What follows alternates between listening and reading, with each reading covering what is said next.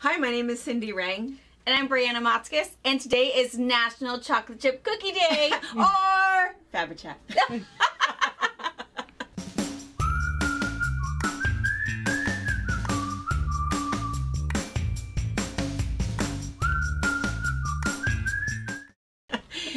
All right, so Good morning. Good morning. Good morning. And tomorrow, we happen to know, is National Work Like a Dog Day. Take tomorrow off. Stay home. Don't work If you're gonna work like a dog, do it in your garden. Yeah. Do it in your sewing room. Even do it in the kitchen. But Yeah. honey, you need to come to work. I'm sorry. You can work like a dog. All right. Well, so we're excited about today. There's a million boxes out there for tonight. So super excited about that. And we have quite a bit of clearance. Yep. So buckle up. Yep. And have some chocolate chip cookies ready. That's what's for dinner. Yes, for sure. Yes. And let's see. We were going to show you a couple things. We had some viewer questions we were going to handle, and we'll talk about the videos this week. But I should say, let's see, if any of my grandchildren are watching, they need to leave the room.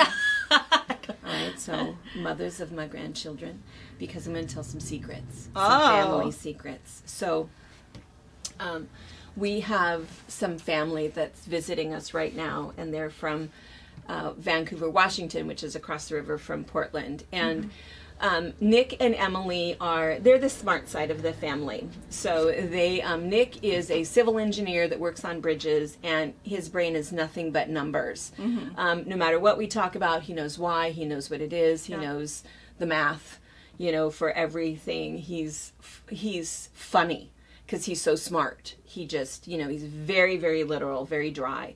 And Emily is just cute as a bug. She's just adorable, doesn't say anything, but equally smart. Yeah.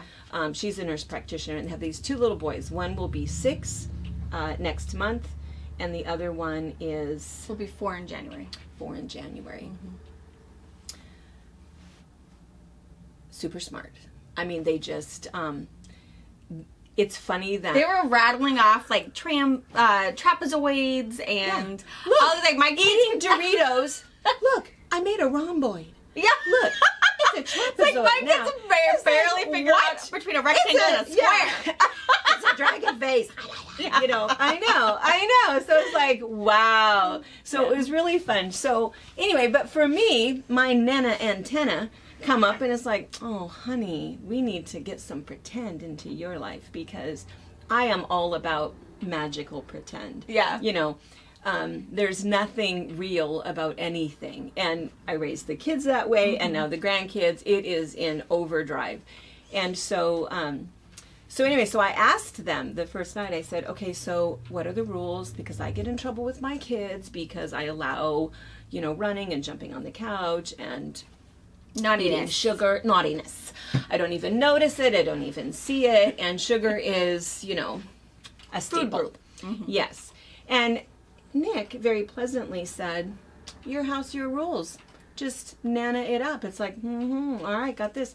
So anyway, so it was kind of fun, because then, yesterday we did a driving tour of Soap Lake. I love Soap Lake. Soap Lake is historic. It's the mineral waters, there's a bunch of beaches, there's fun things to see, and our whole area is so beautiful because of the, glacial flood, and there's a lot of really cool things to see.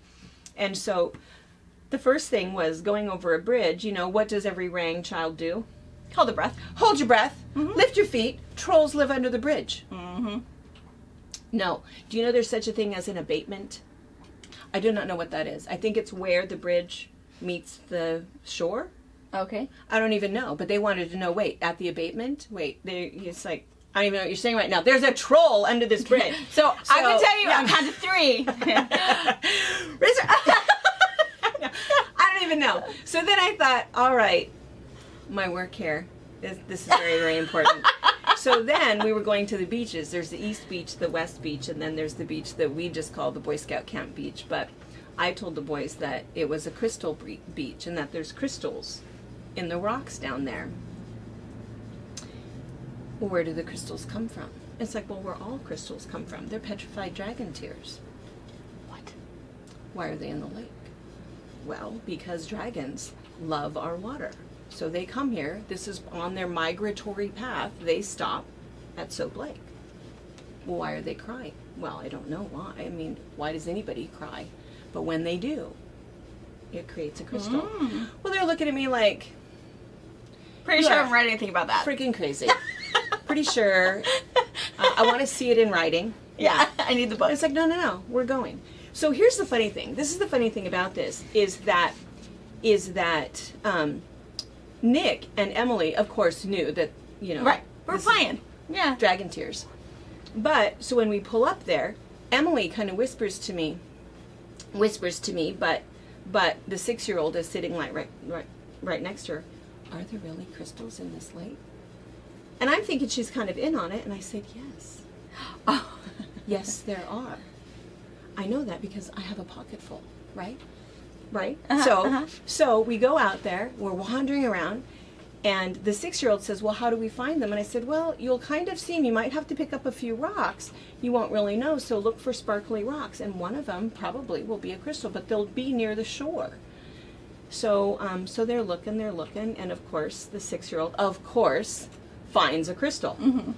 And so, oh, I found one. He's all excited, super excited. Well, what had happened was the 4-year-old, because it took us quite a while to get to Crystal Lake, to that part, the 4-year-old had fallen asleep. Oh, honey. I know. So Nick was up near the car. The car was running, the air conditioner was on, the window was down a crack so he could listen, but he still wasn't leaving the side of the car. So he's standing up there, but we're, you know, down at the shore. And so that's okay. So we're finding, and then Emily says, well, wait a minute, what are we looking for? And she was kind of serious about it, and I thought, what? No. And I said, well, you know, you're just looking. If you look for shiny rocks, just pick up the rocks because, you know, and then I thought, so I'm, you know, making up, you know, how you look for them. And then, of course, the 6-year-old finds another one. And so Emily says, oh my gosh, you have 2. I'm really going to step it up here. And she's like totally into it. And I'm thinking, are you totally into it? Yes. Oh, she thought like legit. Legit. Crystals. There was crystals in the lake. Oh. Legit. And so then I said to the 6-year-old, I said, well, go up and show your dad. Go up and show your dad your crystals. Well, he didn't really want to leave, but he decided to go up. And so as he went up, I said, oh, Emily, hey, so Nana to Mom, there's really no crystals in this lake. I brought them in and she's like, rummage. I know, and she goes, oh, really? Really? Yeah. She says, well, you're very convincing. I said, right, I know. That's part of pretend is acting. So anyway, so I bring them and I scatter them. No. So I kind of felt bad that she was looking so hard, but I also thought, well, how cute. But that's their brains. Yeah. They are so, I mean, they just, that little pretend nonsensical. And her probably knowing, oh, all the minerals, and like there probably is some sort of a formation. And that's what she said, I kind of wondered. She said, but since you're in like a lava area, I thought you certainly could I'm sure. be. I just didn't know why they would be perfectly formed crystals. You know, that seems a little, and why didn't somebody else find them? She had all of these reasons why. Right. But she did find, the other thing that you can find a lot along the shores is you can find arrowheads. She did find one of those, and it wasn't a full one, it was about a half one, but she knew it was a red jasper and she knew what it was. Oh, so she found that. So, and then she asked me after, she goes, did you plant that? I said, no, you found that. That was all you. So anyway, so I said, oh, we just really need to work a little more on pretend. But the other thing that we'll do is, and I think we've talked about this before, is up at the cabin, the sticks, you know, where bugs chew and they make little trails and stuff.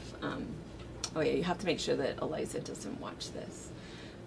We read it because it's ancient Indian carvings, and so you know the adults in the family are all capable of interpreting, and it's usually a map, or it could be a story, it could be a recipe. There's all kinds of things, and Eliza's believing she's starting to be able to read it. So, and I feel like it's really good. It's learning of just, you know, figuring out riddles, because we'll tell them, you know, farthest tree from the lake or from the from the large rock at the Y, you know. So it's, we give them almost a riddle. So it is that mind game. And then we have planted.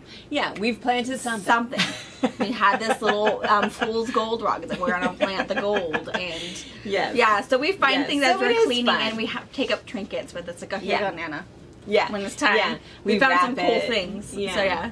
So it's quite a thing. So it's kind of fun. So the Crystal Lake, you know. So anyway, so super fun kids. And anyway, we're having a blast. And good. Yeah, and they're learning how to pretend. There was something else we were talking about. You were there when we were talking about the Aunt Willow tree. Yeah. So everybody knows who the old willow is, the Grandma Willow from Pocahontas. Yep. And so we have a tree out there with eyes on it, and the 6-year-old did find it, and I said, "Yeah, that's Auntie Willow." And he looks at it, and then there was some discussion about being a deciduous tree, and it's like, okay, I don't know, you need my help. You're gonna stay with me while your parents are home. We're gonna teach you how to play. So anyway, so that's what's happening. They're leaving tomorrow, but they'll be back soon. Around Christmas time is when they're coming back. So oh, fun. Then some fun really begins. So anyway.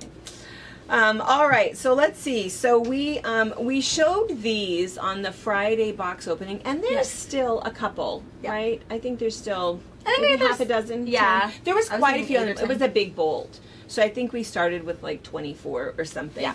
And so this is a panel with labels on it, but there's lots of different ones. You could have something like this already in your stash, and so we told you that we were going to tell you how to do this, and Brianna's actually just going to do a separate video probably here in like a couple minutes, and probably we'll post maybe on Monday, do you think, ish? So it'll be up next Monday, but we just thought we would show you. So she's going to show you the little trick for this, but we're going to give you a little preview.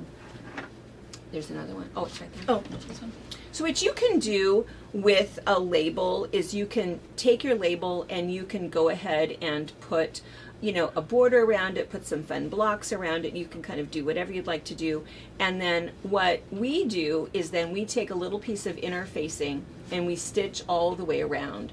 And then we make a little slice in that interfacing so that then you can turn it right side out. And when you turn it right side out, then what's happened is all of your edges are over. And then you can, you know, I would write on it before I do all of this, but you can also make it like a specific block if you want to. You could put it in the center of a log cabin block. You can do anything you want. You can be as creative or as simple as you'd like to be. And then we usually will use a fusible interfacing because then you can iron it down on the back of your quilt and then just hand stitch it around after it's all done. So it's kind of fun, and it's fun to have just a bunch of them. She's going to also talk about what sorts of things you should put on a label. You can also just keep it very simple and just do muslin if you'd like to. And we've talked about this in different classes, but what you should always put on the label is the date, where you lived when you made it, that's important regionally, and then your name. And then usually what's nice to add to it is if it was a gift for somebody for a birth, a wedding, a graduation, or whatever, and then if you want to even add something else like a little Bible verse or something like that, then that's kind of nice. So you can do as much or as little as you'd like, but I think at a minimum it's the date, where you lived, and who made it. Yep. Because that's what's so nice is if you find a quilt that's 100 years old or whatever, you know it's 100 years old and it was made in Mississippi or whatever. So, and a lot of people ask if you have something from your grandmother who started it. You can put started by Grandma Fa in, you know, if you can guess kind of what the time frame is, or you can put their birth date and, you know, when they passed away, and then completed by, you know, Aunt Jamie in Ephrata, Washington, 2020 or whatever. So you can put all that extra information, because eventually down the line someone's gonna inherit it or do whatever, and then find like, oh my gosh, this is such a treasure. I have a picture of Grandma Fa with Auntie and whatever. So some of those really cool things that you don't think about when you're making it right now for a little 3-year-old. Oh, it's not gonna last that long, but it might. Yeah, it should. It should. Yeah, absolutely. The other thing that we opened were these little tags, and unfortunately, Grandma was the winner over Nana. Interesting. I know, because this says Nana loves you, and I think the other one said, did it say Grandma loves you? There's more grandmas than Nanas. But anyways, all you do is with this one is in the binding of your quilt, you just stick it in there. Tuck it in there, and it's just a little cute little flap. And there's a dozen of them in a package for $4.99. And then the back of it is blank, so if you wanted to put the year, it definitely could just write something on there. Yeah. Just adorable, so cute, super cute. Yeah, and there's all kinds of different styles, and those are all on the website. But those are kind of fun. All right, so we said we would tell you what to do with it, but we're even going to take it a little step farther. Probably it'll only be about probably not even a 10-minute video, 5 minutes probably. Yeah, I'll walk you through a little more detailed. So those of you that might not understand what we were showing you, I can and a couple other options for printing off pictures and doing some other things. So she'll show you all of that. All right, and then another viewer question that we had, and this comes up a lot, and I'll usually kind of answer, but it comes up all the time, and I think I probably answered it just 5 or 6 times just in the last week. Everybody asks all the time, what kind of iron do you use? What is that iron? I have to be honest and tell you the iron that I use at home most often is a Rowenta. The iron that we have out at the retreat center are Sharks. The one that we use here is a Singer.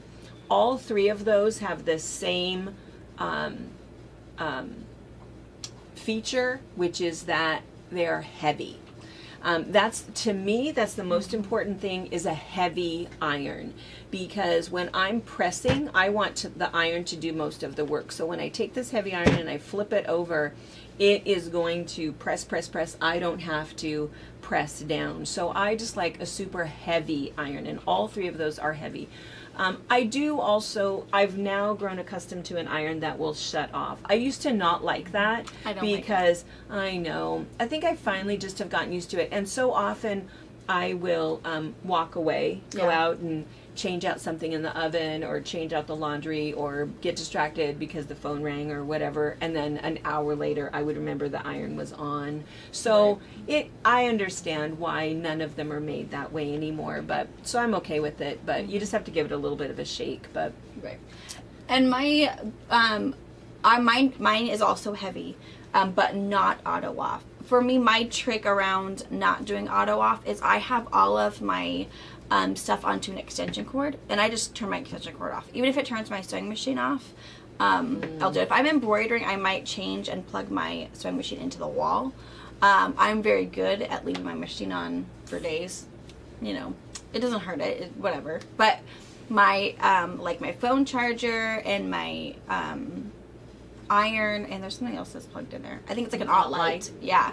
And that's just on a power strip. And it's always been, even when I lived in the other house. So I'm just accustomed to always turning the power strip off, So that's good. That's my habit, and one that does not auto shut off. Because I too will, go pick something up, and then I'll remember, I could go turn that off before. But I don't leave that long. I always know what's in there. But my store doesn't have a door on it. So I'm very cautious of where the kids are.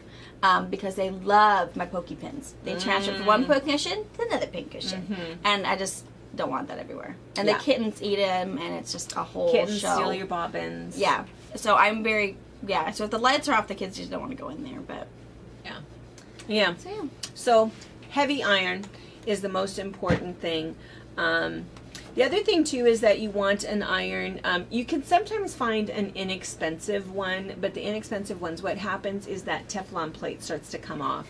That's happened to me a couple times because we'll replace them out at the event center. It's like, oh my gosh, this is a $25 heavy iron. That's kind of cool. And then it lasts for like 3 months because all of the stuff is peeling off of the outside. So you do want to be careful because it should be something that'll last for a while. I think we sell these. These are Singers. They really are very, very nice. They come in kind of cool colors, and it's super, super heavy, and it does have that nice plate that you can clean if you need to, which is really nice.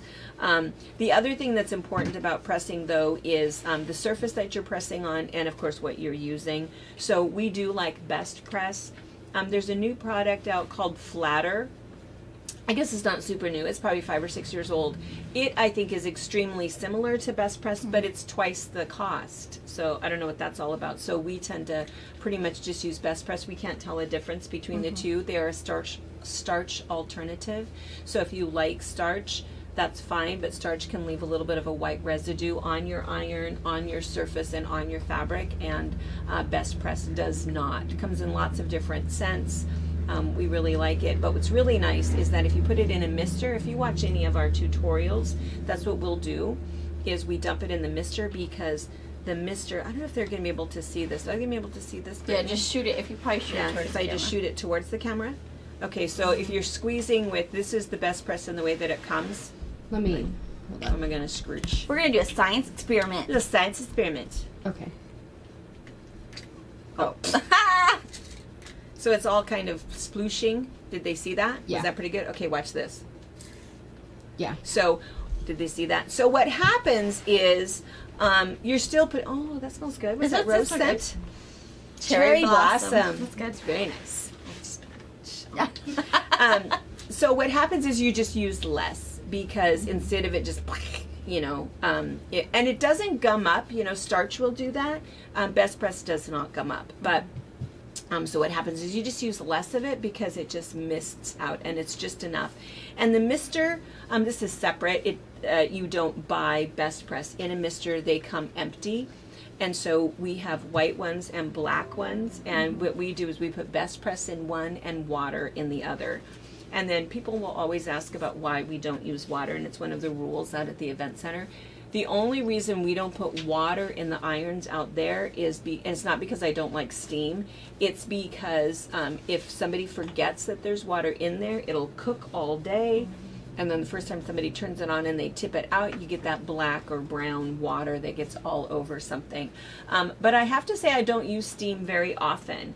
I might when I'm totally done with a quilt and I'll press it, but steam can actually distort fabric, because if it gets it wet, and also if you're doing any paper piecing, you have any paper templates, steam will shrink paper and distort your paper. So that's why we don't use steam. So anyway, and the last little thing are these wool mats. We really, really like these. What happens with the wool mat is it heats it up.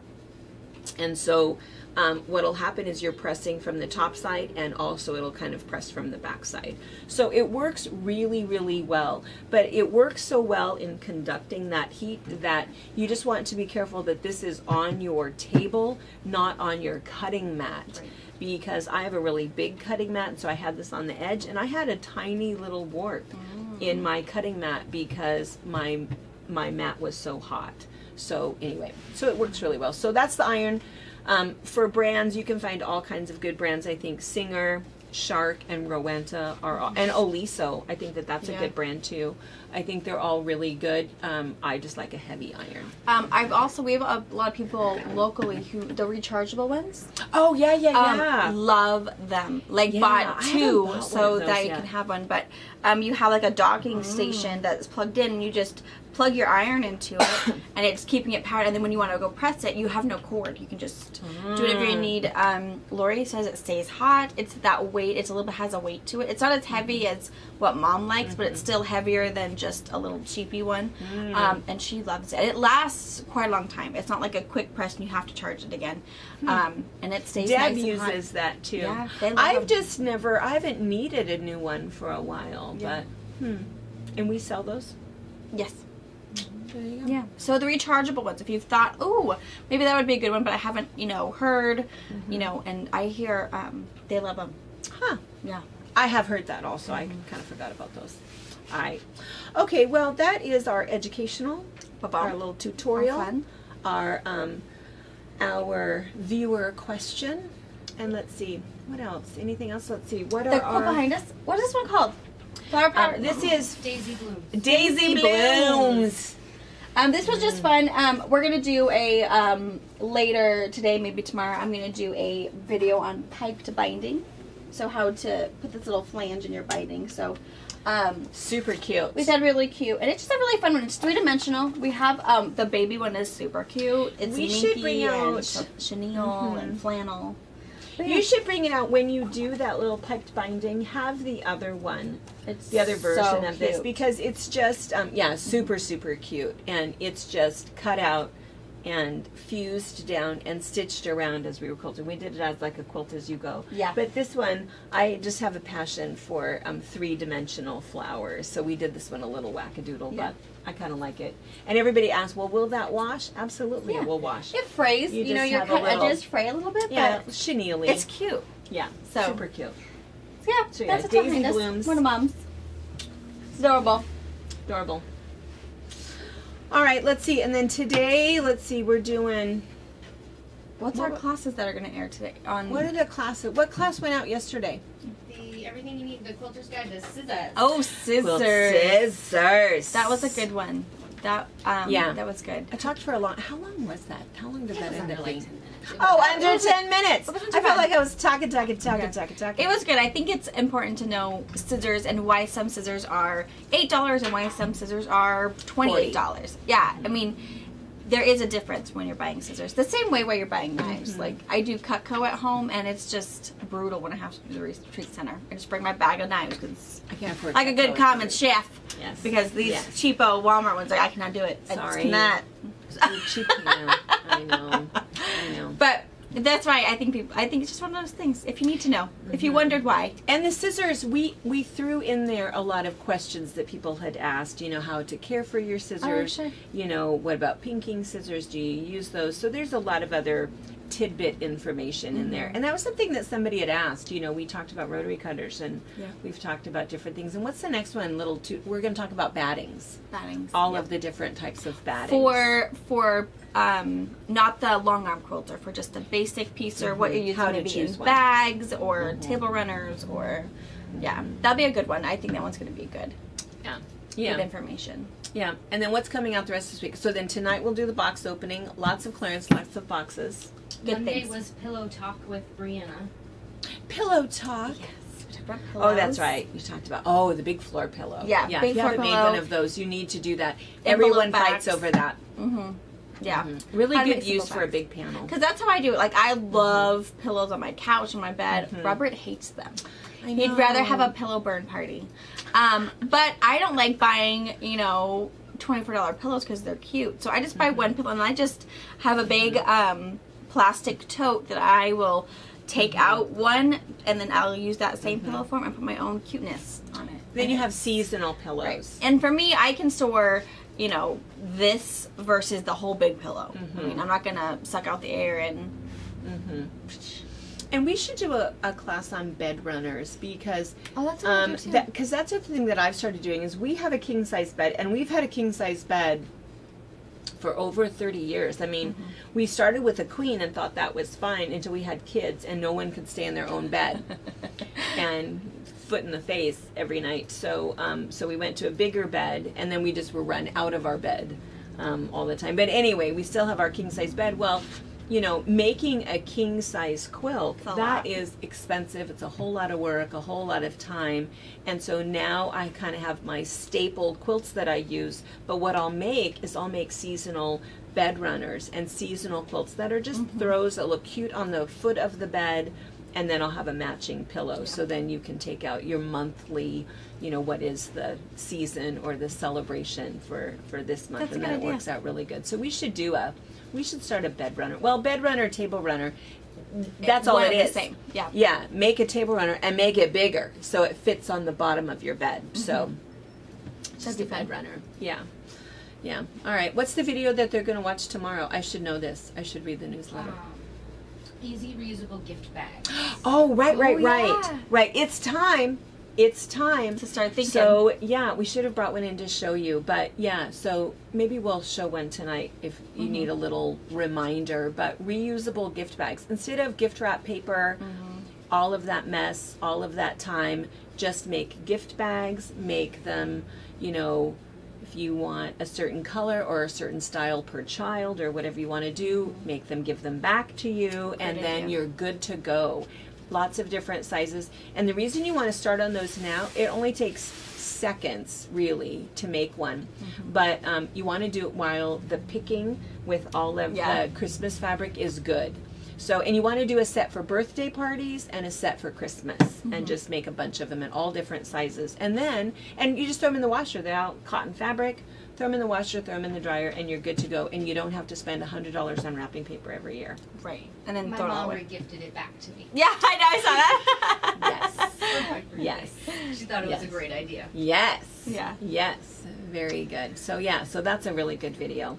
And then Friday, box opening again. And then, did everybody catch Tracy's quilt story last Sunday. Oh, So good. she's adorable. And the new one that she's making is the beginning Bargello. It's really cute. So cute. She's about ready for borders when Yeah. she showed us a picture. And this we're morning. gonna do a, we're gonna start a quick little beginner series, just 3 classes, and we're gonna do it with Tracy. She's gonna be our beginner. She's hardly gonna be a beginner by the time we do it. She just I know. keeps muddling She's on the through it. bug.